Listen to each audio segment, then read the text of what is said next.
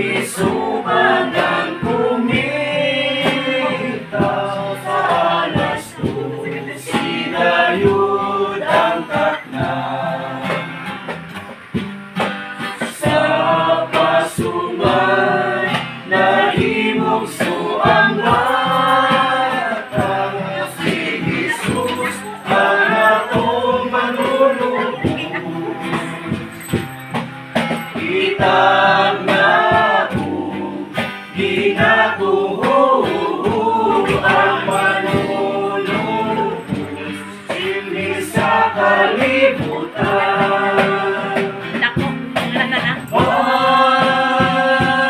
Mag-awitan sa Paskuhan yung awit, maglipay ka na. Ang bulahan, umman ang banta, ay Pasko na. Kasadyan ang taknaan, kapit sa kalimayan, maulay ang makita, ang panamay na masanago, ulan-ulan, ang pagdasal iawitan, awit sa alanod, sa tanang Pasko ng halimayon. Bagong tumipat kung kinabuhi, tuyong sa atong mga pagbati, atong awit tunog, atong laylayo, aron magmalipayo. Kasadyaning taknaan, lapit sa kalimayan, mauray ang makita, ang panagway na masanago, ulan-ulan, ang tigas na iawitan, awit sa alanod, sa tanang Pasko magmalipayo.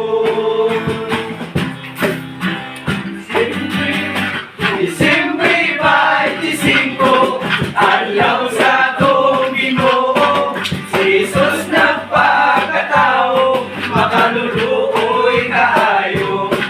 Sa lumita siya gibanwagan, sa pasungan nga iyang natawhan, aron si Baltasar, Melchor, Gaspar, Nicol-tulan, ug ang tulo ka hari, mga bayo nagdali.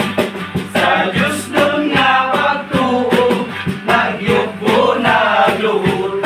Sa tubangan ni Maria, higyad ang magagasa, may uro, may isinso, o may mira pa siya. Pupuntang sugilanon, kay malaw ay mga tason, kasadya sa likutan, isaulog sa kanan. Karnero nagluso-luso, mga baka ng pangatha, timailan sa kasadya, kalipay nga walay sama.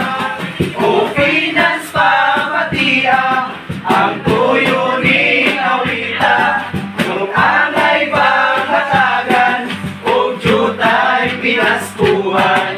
Kung galing may sarangga, ayaw ngayon